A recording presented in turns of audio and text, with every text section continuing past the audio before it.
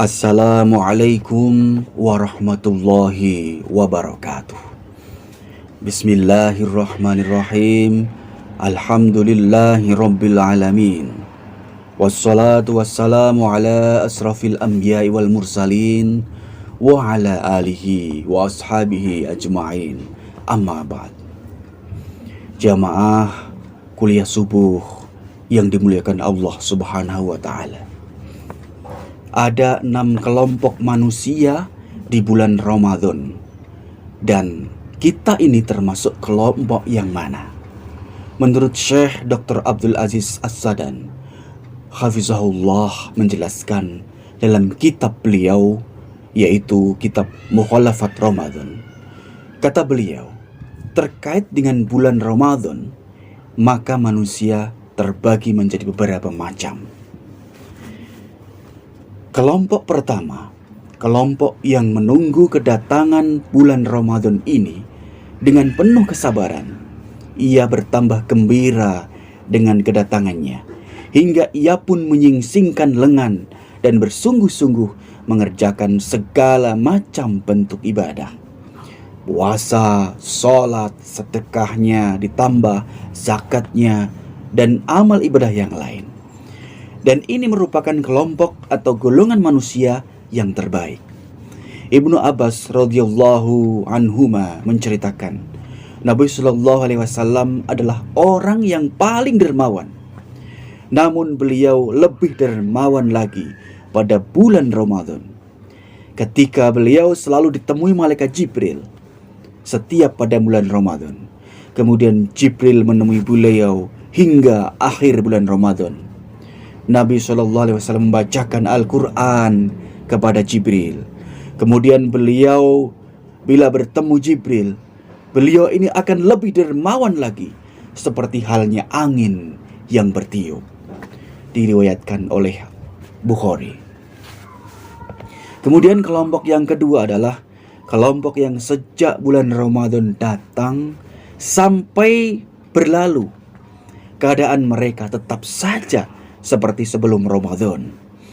Mereka tidak terpengaruh oleh bulan puasa ini, serta tidak bertambah senang atau bersegera dalam melakukan kebaikan. Nah, kelompok ini adalah orang-orang yang menyia-nyiakan keuntungan besar, menyia-nyiakan kesempatan baik yang nilainya tidak bisa diukur dengan apapun. Sebab seharusnya seorang muslim akan bertambah semangatnya pada waktu-waktu yang banyak terdapat kebaikan dan pahala di dalamnya. Hadirin jamaah subuh yang berbahagia. Kelompok ketiga. Nah, ini kelompok yang sudah mengkhawatirkan. Kelompok yang tidak mengenal Allah kecuali hanya pada bulan Ramadan saja. Bila bulan Ramadan datang, mereka ikut ruku dan sujud dalam sholat. Tetapi bila Ramadan berakhir, mereka ini kembali berbuat maksiat seperti semula. Mereka adalah kaum yang disebut oleh Imam Ahmad dan Fudail bin Iyad. Mereka adalah seburuk-buruk kaum lantaran tidak mengenal Allah kecuali pada bulan Ramadan. Karena itu, setiap orang yang termasuk dalam kelompok ini semestinya tahu bahwa ia telah menipu dirinya sendiri dengan perbuatannya tersebut. Setan pun juga memperoleh keuntungan besar darinya. Allah Subhanahu wa ta'ala berfirman, setan menjadikan mereka mudah berbuat dosa dan memanjangkan angan-angan mereka. Al-Quran surat Muhammad ayat 25. Maka marilah agar kita memanfaatkan bulan ini untuk kembali dan tunduk kepada Allah, serta meminta ampunan dan meninggalkan perbuatan buruk yang telah lalu. Allah Subhanahu wa ta'ala berfirman dalam surat Thaha ayat 82, Bismillahirrahmanirrahim. Wa inni laghaffarul liman taba wa amana wa amila sholihan summa tada. Dan sesungguhnya Allah Maha Pengampun bagi orang yang bertaubat, beriman, beramal soleh, kemudian tetap di jalan yang benar. Hadirin jamaah subuh yang dimuliakan Allah. Adapun kelompok yang keempat adalah kelompok yang hanya perutnya saja yang puasa dari segala macam makan dan minum, namun tidak menahan diri selain dari itu. Mereka sebagai orang yang paling tidak berselera terhadap makan dan minum ketika bulan Ramadan. Akan tetapi mereka masih mendengar atau tetap melaksanakan kemungkaran, masih menghibah, adu domba, menghina seorang sama orang lain dan semisalnya. Bahkan ini kebiasaannya pada bulan Ramadan dan bulan-bulan lainnya. Dengan kemaksiatan tersebut berarti mereka telah menodai puasa dan menyia-nyiakan pahala yang banyak. Rasulullah SAW bersabda, puasa itu bukan sekedar menahan makan dan minum, tetapi puasa itu adalah meninggalkan perbuatan sia-sia dan perbuatan keji. Kelompok yang kelima adalah kelompok yang menjadikan siang hari untuk tidur, sedangkan malam harinya untuk begadang dan main-main saja. Mereka tidak memanfaatkan siangnya untuk bekerja, untuk beribadah dan berbuat kebaikan atau beramal, dan tidak pula membersihkan malam harinya dari hal-hal yang diharamkan. Maka hendaklah mereka bertaubat kepada Allah dengan taubat yang sebenarnya, dengan taubat nasuha, dan bergembira dengan berita dari Allah yang menyenangkan, yaitu berupa balasan surga. Hadirin yang dimuliakan Allah, kelompok yang terakhir adalah kelompok yang keenam.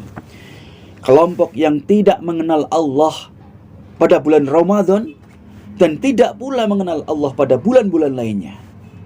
Mereka adalah kelompok yang paling buruk dan berbahaya. Mereka tidak lagi memperhatikan sholat atau puasa. Mereka meninggalkan kewajiban itu secara sengaja, padahal kondisinya sehat dan segar bugar. Setelah itu mereka mengaku sebagai orang Islam, padahal Islam sangat jauh dari mereka, bagaikan jauhnya barat dan timur. Orang-orang Islam pun berlepas diri dari mereka. Kepada orang-orang semacam ini perlu dikatakan, segeralah bertaubat dan kembalilah kepada agama Allah.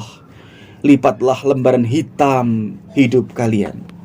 Sesungguhnya Allah Subhanahu wa Ta'ala Maha Penyayang kepada siapa saja yang menaatinya, dan sangat keras siksanya kepada orang yang mendurhakainya. Allah Subhanahu wa Ta'ala berfirman dalam surat Al-Hijr ayat 49 dan 50. Bismillahirrahmanirrahim. Nabbi ibadi anni anal ghafurur rahim wa anna adabi huwal adabul alim.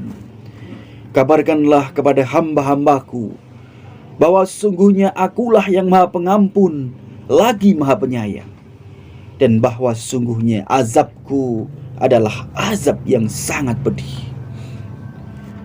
Hadirin, demikianlah klasifikasi manusia secara umum berkaitan dengan bulan Ramadan. Semoga kita termasuk kelompok yang pertama dan berusaha untuk menjadi bagian dari kelompok pertama. Kelompok yang menunggu kedatangan bulan Ramadan ini dengan penuh kesabaran, kemudian bertambah gembira dengan kedatangannya, hingga ia pun menyingsingkan lengan dan bersungguh-sungguh mengerjakan segala macam amal ibadah di bulan Ramadan dan bulan-bulan lainnya.